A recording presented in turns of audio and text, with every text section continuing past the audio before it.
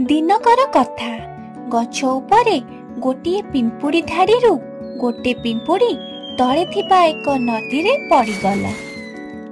मते बंचाओ बंचाओ पानी रे बुड़ी गली मते बंचाओ। सेई नदी पाख गछरे गोटे पारा रहुथिला। पाराटी पिंपुड़ी को नदी पानी रे छटपट होई भासी जाउथिबार देखिला। मते बंचाओ बंचाओ पानी रे बुड़ी गली मते बंचाओ। पाराटी पिंपुड़ी रो जीवन बंचाइबा पाई से गछ डाल रे थिबा एक पत्र मध्यरु गोटे पत्र ता थंटरे आनिला ओ पिंपुड़ी पाखको पकेई देला। पिंपुड़ीटी सांगे सांगे से पत्र उपरे चढ़ी गला। आउ से पिंपुड़ीटी से पारा को खुशी रे अनाइला और धन्यवाद जणाइला। पिंपुड़ीटी नदी पानी रे भासी भासी कूल रे लागी गला।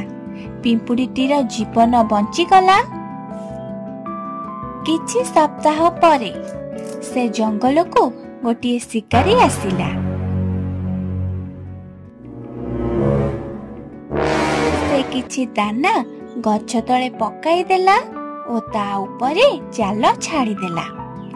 से चुपचाप होई गोटे गछ पाखरे लुचि गला।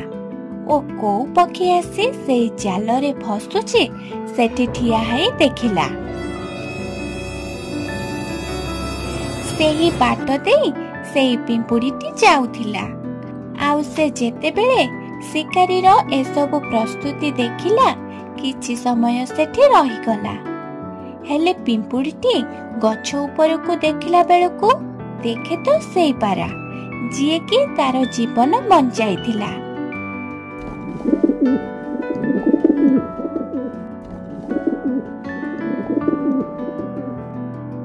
पिंपुड़ीटी पारा को शिकारी कबलरू रक्षा करिबा पाई संगे संगे शिकारी पाखको गला ओ शिकारी रो गोड़ आंगुठी को एते जोरी कामुड़ी देला जे शिकारीटी मुहरु चित्कार बाहरी पड़िला। ओ किए बे कोहटे कामुड़िला हे भगवान बोलो मरी गली। पाराटी एभली पाटी सुनी चारिआडे अनाइला। चित्कारटी केउ पटु आसिला।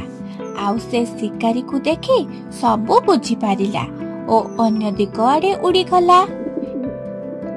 एमिति पारार जीवन बंचाई पिंपुड़ीटी मध्य ता कामरे चली गला।